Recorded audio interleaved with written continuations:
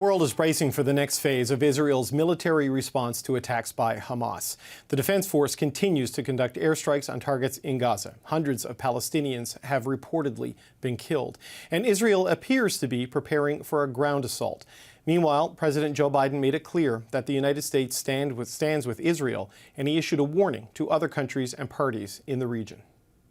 The United States has also enhanced our military force posture in the region to strengthen our deterrence to any country, any organization, anyone thinking of taking advantage of this situation. I have one word: don't. Don't. We've invited a special panel to discuss the state of this conflict and what it means more broadly for the region. Arif Lalani previously served as Canada's ambassador to Jordan, Iraq, Afghanistan, and the United Arab Emirates. Roland previously served as a foreign policy advisor to Prime Minister Justin Trudeau. John Allen previously served as Canada's ambassador to Israel. Gentlemen, thank you so much for joining me. Arif, I'd like to start with you if I could. Let's take stock of this moment. Prime Minister Netanyahu is promising to punish Gaza and eliminate Hamas. We've already seen airstrikes, and it appears as if the IDF is preparing for a ground offensive. What could the next few days look like?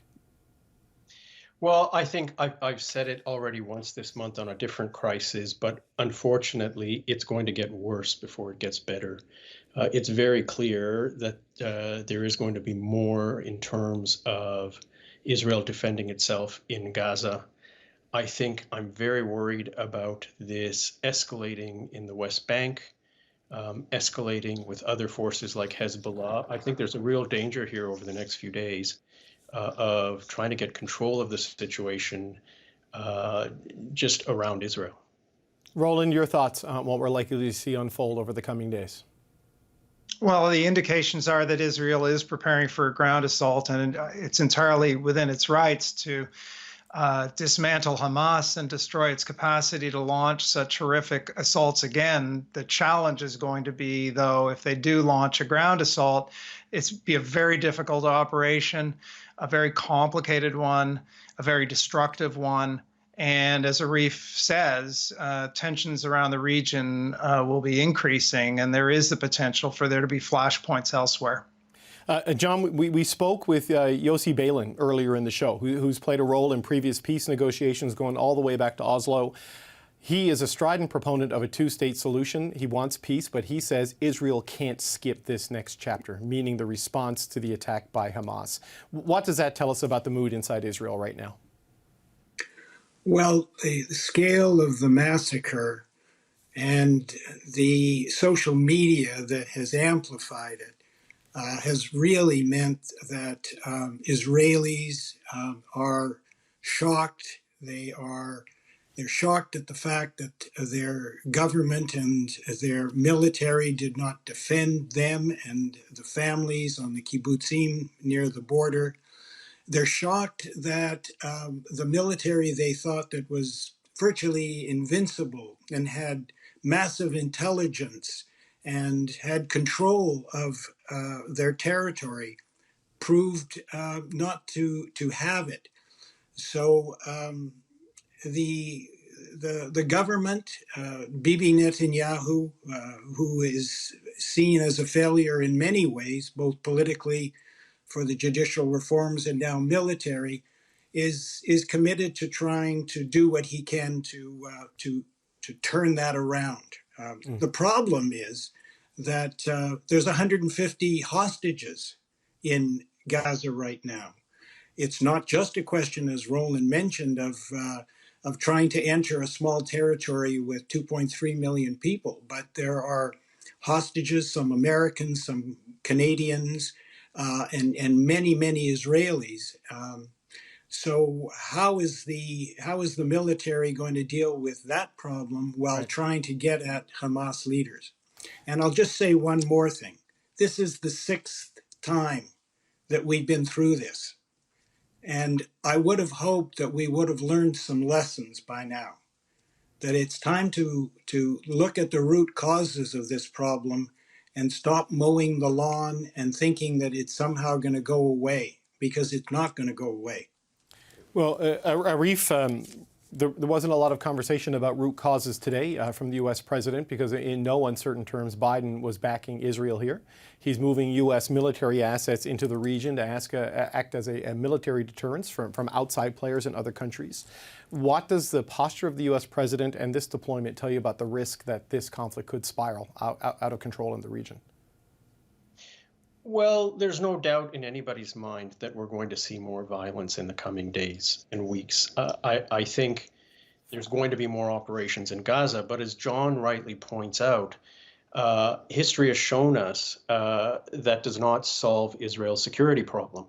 I think the other awakening here is that some of the best physical security protection that they could mount was literally undermined by what seems to be very low-tech but very sophisticated, coordinated attacks. So in the medium term, there is going to have to be some revival of a Palestinian peace track that accompanies the Arab-Israeli peace track that has been moving at quite a pace in the last couple of years. Roland, given the reaction inside Israel, do you think there's an appetite for a peace track or more of an appetite for revenge? And what are your thoughts on how this could broaden out from beyond what we're already seeing?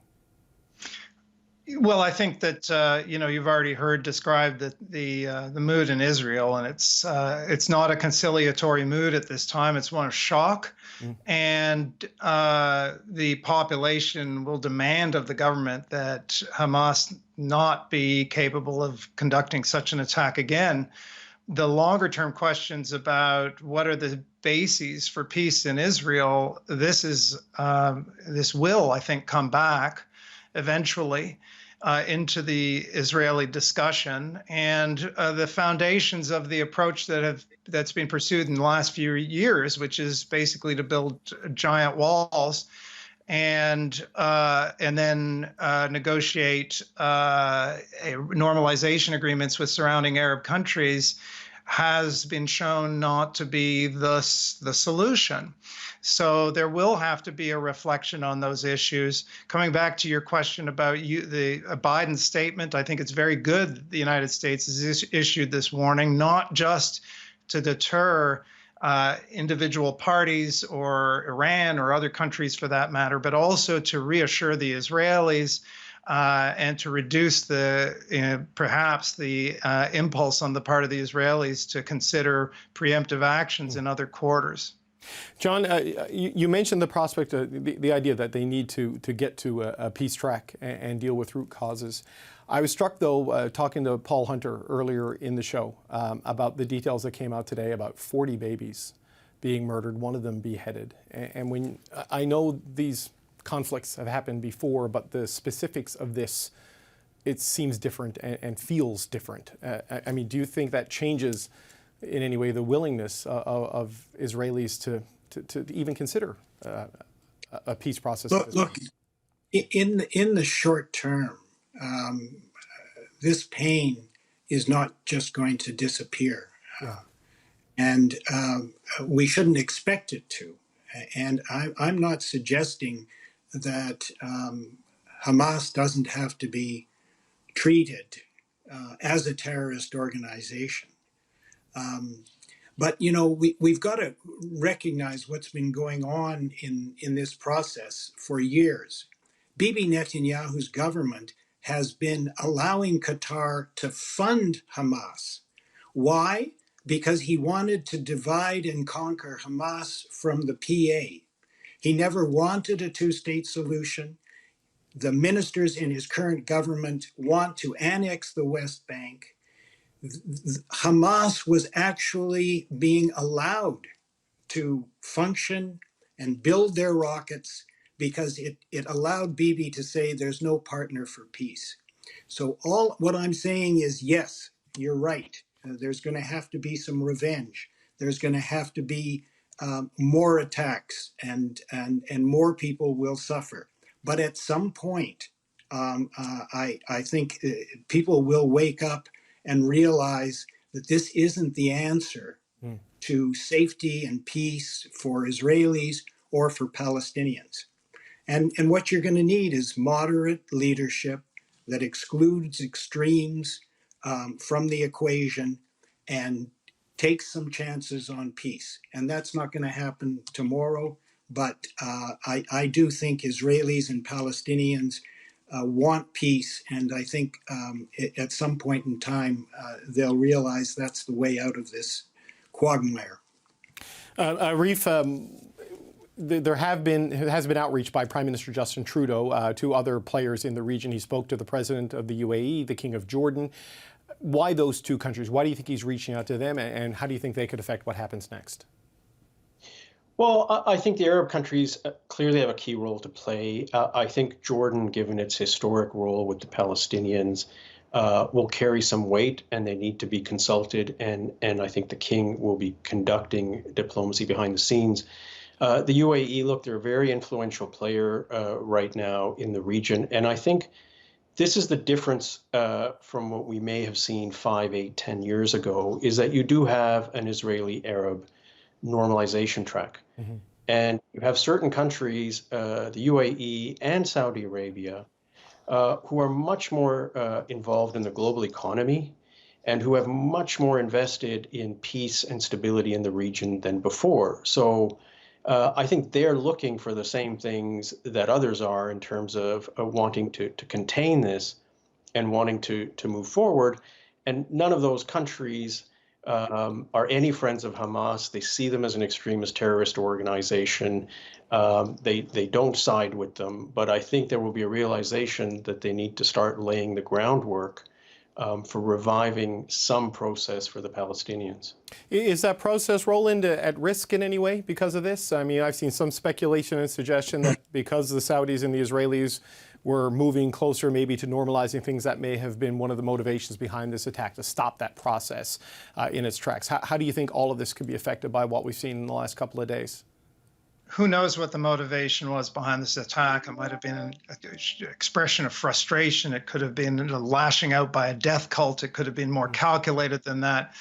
But there's no question that the result of this is a setback for efforts led by the United States to normalize the relationship between Israel and Saudi Arabia, which was, by all appearances, making some very significant headway. And which country gains from that process being upended or disrupted? It's Iran. Because one of the things that Israel and Saudi Arabia have in common is their mutual distrust of Iran. So, yes, I think that this changes regional diplomacy. Arif, I hope that he's right. Arif is right that this track towards greater normalization will continue for the short run, at least, and particularly if Israel goes ahead with the ground invasion of Gaza. I think that it's going to be very difficult for Arab countries because their own populations will likely feel and express a sense of outrage over whatever images emerge from Gaza. Right. So John Allen, on that point, could the scale of the Israeli response affect this? I mean, we've already had the atrocities committed on one side. Israel's response, could that affect this entire normalization process? Oh, I think certainly in the short to medium term, or let's say the short term, it's going to affect it. As Roland said, leadership in the Gulf is one thing, but the street is pro-Palestinian. And when the destruction continues to be broadcast on Al Jazeera and other stations that people watch, it's going to be very difficult to start talking about a kind of normalization again. It was never going to be easy. Civilian nuclear, security pact for Saudi, and of course, something for the Palestinians. Those were all part of the equation. And while the U.S. was keen to make it happen, and so was Saudi, and so was Israel,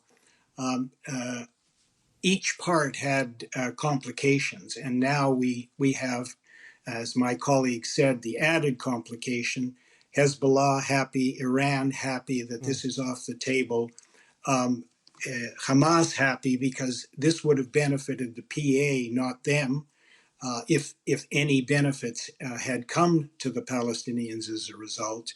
Yes, in the short term, I don't think we'll be seeing a lot of talk about those agreements. there is the whole question of what the Palestinians were going to get out of it. Was it, they certainly weren't going to get a state, which was the old Saudi deal. Were they going to get an end to annexation? Were they going to get an end to settlement expansion? Not clear, but we were all kind of interested in seeing what that part of the equation was. Right. Arif, I wanted just as a quick final point, and maybe it's unfair to ask you to talk about this quickly, but the position of Prime Minister Netanyahu in all of this, a massive intelligence failure on his watch leading to this, reports from Egyptian officials saying that Israel was warned that something big was coming from Hamas, something that the Prime Minister said in his speech yesterday was bad information or misinformation. Where is his political leadership right now in Israel? Well, look, I'm not going to comment on the domestic politics. John's probably better, but I will say this. Look, there was clearly a massive underestimation of the type of frustration that was there and the strategy that you could block off Gaza and simply increase economic assistance didn't address the problem. I mean, they've addressed this as a problem about Al-Aqsa Mosque and religion precisely because people in the Gulf and elsewhere can't ignore that. And second, the Bibi government clearly overestimated the ability of security and defense that the wall and intelligence could provide. I mean, they were completely off the mark on how sophisticated Hamas has become. John, as a former ambassador there, what are your thoughts on Prime Minister Netanyahu's political security right now? Well, as you know, Bibi and his coalition was already way down in the polls. If there had been an election before this, his coalition would not have won. Both Yair Lapid and Benny Gantz have said to him, we will form a national unity government with you if you get rid of your two radical right ministers, Ben-Gvir and Smotrich. The question is Bibi Netanyahu prepared finally to put the country's interests in front of his own? He's gone after the inquiries that will look into this war anyway. But what he should be doing is agreeing to a national unity government that together can move the country forward and out of the pain and the agony that they're feeling right now. Roland, we're just out of time, but a quick final thought from you. Well, I agree with the assessments that we've heard. I think that Netanyahu this happened on his watch. There is a moment now of an attempted unification within Israel, and there's certainly this shock has brought Israelis together, but there will be a reckoning for how this could have happened, and we'll see how that plays out. But I would add one last point, which is that this possible ground invasion of Gaza is going to be extremely difficult for Israel, which has kind of been left with no choices. The government cannot just mow the lawn like it's done before. It has to do something big that the Israeli people expect. Hamas needs to be dismantled. But in spite of all the difficulties we've talked about, there's one more, which is if Israel can thread the needle and pull off an operation that does dismantle Hamas and that somehow saves the hostages and that avoids causing excessive civilian casualties, there'll still be the question of who will govern in Gaza. Yeah, there's no easy answer to that one, at least not right now. Gentlemen, I really appreciate the time and the insight. Thank you so much. Arif Lalani, Roland Paris, and John Ellen, thank you so much. Thank you. Thanks.